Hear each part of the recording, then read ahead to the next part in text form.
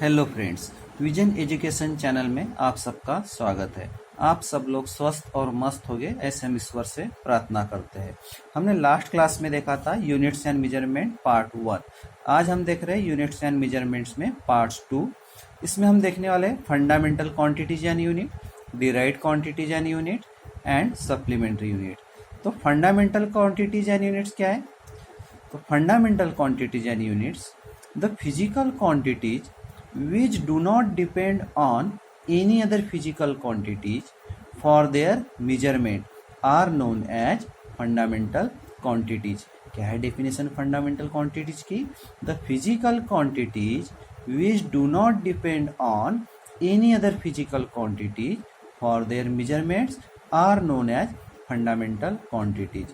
जो physical quantity किसी और फिजिकल क्वांटिटी पे डिपेंड नहीं है उसको कहते हैं fundamental quantities. The physical quantities which do not depend on any other physical quantities for their measurement are known as fundamental quantities. There are 7 fundamental quantities. पूरी 7 fundamental quantities हैं। तो कौन कौन सी है? एक है length, mass, time, temperature, electric current, luminous intensity and amount of substance. ये 7 fundamental quantities है। कौन कौन सी फंडामेंटल क्वांटिटीज है? 7। Length, mass, time, temperature, electric current, luminous intensity and amount of substance. फिर है फंडामेंटल यूनिट्स। अगर फंडामेंटल क्वांटिटीज है तो उनके यूनिट्स भी हो गए फंडामेंटल यूनिट्स, और फंडामेंटल क्वांटिटीज है तो हमको रिप्रेजेंट करने के लिए फंडामेंटल यूनिट्स भी चाहिए। तो फंडामेंटल यूनिट्स क्या होता है? The units used to measure fundamental quantities are called fundamental units. जो क्वांटिटीज को हम यूनिट से मेजर करते हैं वो होता है fundamental units. The units used to measure fundamental quantities are called fundamental units. तो fundamental quantities their units and symbol are shown in table. ये फंडामेंटल क्वांटिटीज उनके यूनिट्स और सिंबल हमने टेबल पे बताया है। तो वो 7 फंडामेंटल क्वांटिटीज क्या है? लेंथ, और लेंथ का एसआई यूनिट क्या होता है? मीटर। उसको सिंबॉलिकली रिप्रेजेंट करते हैं यम से, स्मॉल यम से। तो फंडामेंटल क्वांटिटी लेंथ है तो उसका एसआई यूनिट है मीटर। जैसे फंडामेंटल क्वांटिटी मास है तो उसका एसआई यूनिट होता है किलोग्राम, और सिंबॉलिकली अपन केजी से रिप्रेजेंट करते हैं। फंडामेंटल क्वांटिटी टाइम, टाइम का एसआई यूनिट होता है सेकंड, उसको हम यस सिंबल से रिप्रेजेंट करते हैं। फिर नेक्स्ट फंडामेंटल क्वांटिटी है टेम्परेचर, और टेम्परेचर का एसआई यूनिट है केल्विन, और उसको सिंबॉलिकली अपन के से रिप्रेजेंट करते हैं, कैपिटल के से। फिर नेक्स्ट फंडामेंटल क्वांटिटी है इलेक्ट्रिक करंट। इलेक्ट्रिक करंट का एसआई यूनिट है एम्पियर, उसको अपन ए से रिप्रेजेंट करते हैं, कैपिटल ए से। फिर है ल्यूमिनस इंटेंसिटी, और ल्यूमिनस इंटेंसिटी का एसआई यूनिट है कैंडेला, और उसको सिंबॉलिकली सीडी से रिप्रेजेंट करते हैं। फिर लास्ट फंडामेंटल क्वांटिटी है अमाउंट ऑफ सब्सटेंस, जिसे हम मोल से रिप्रेजेंट करते हैं, और उसका एसआई यूनिट क्या है? मोल। सिंबल है MOL, मोल। तो ये 7 फंडामेंटल क्वांटिटी है, उनके एसआई यूनिट्स और सिंबल्स। फिर नेक्स्ट क्वांटिटी है derived quantities and units. The end physics, in physics we come across large number of quantity. In physics we come across large number of quantities like speed, momentum, resistance, conductivity, which depend on same or all of the 7 fundamental quantities and can be expressed in terms of these quantities. These are called derived quantities.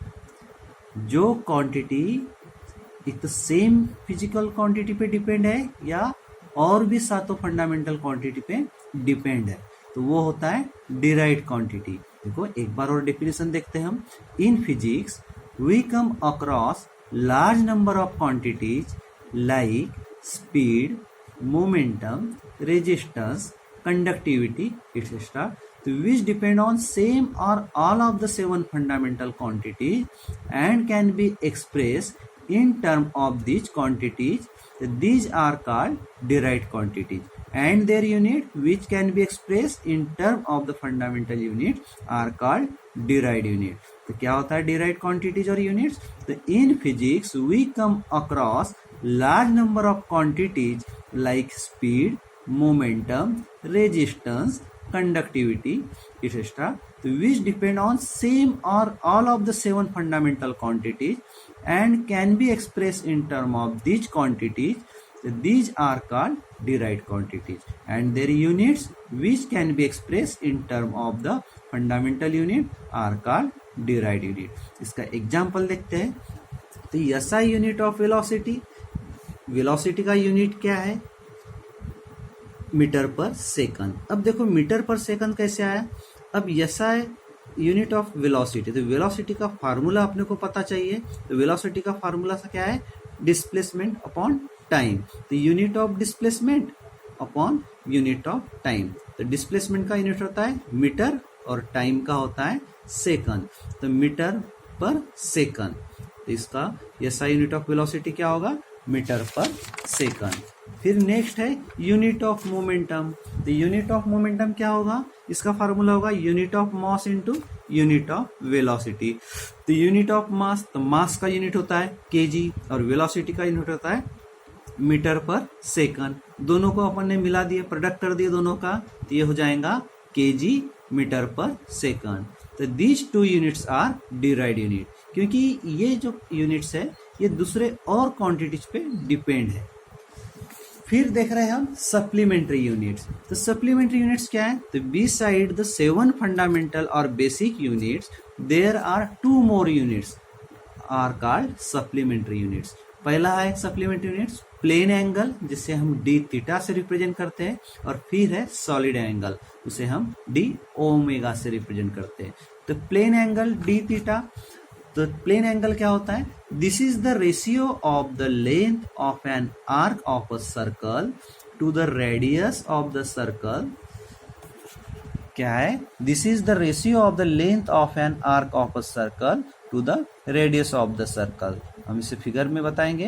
तो d theta equals to d S by are.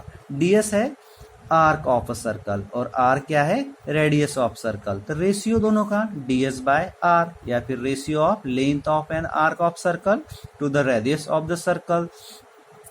तो is the angle subtended by the arc at the centre of the circle. तो it is measured in radian.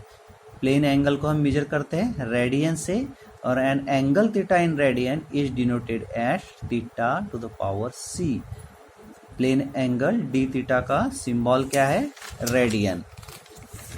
फिर हम देख रहे हैं solid angle, जिसे हम रिप्रेजेंट करते हैं डी ओमेगा से. तो सॉलिड एंगल, तो this is the 3 dimensional analog of d theta. Solid angle क्या है? 3 dimensional analog of d theta and is defined as area of a portion of surface of a sphere to the square of radius of the sphere. क्या है? This is the 3-dimensional analog of d theta and is defined as the area of portion of surface of a sphere to the square of radius of the sphere. तो d omega equals to dA by r square. dA क्या है? Area, और R क्या है? Radius. तो is the solid angle subtended by area ds at centre O as shown in figure. हम figure में बता रहे से. तो it is measure in steradian. Yes are.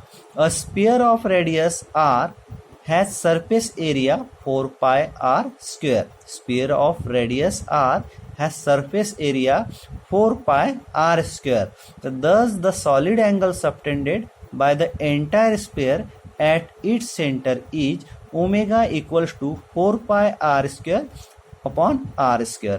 अब यहाँ पे r square क्या हो जाएगा? कैंसल. तो फिर रिमेनिंग क्या बचेगा? 4 pi.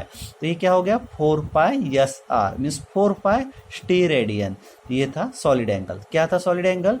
This is the 3 dimensional analog of d theta and is defined as the area of portion of surface of a sphere to the square of the radius of the sphere.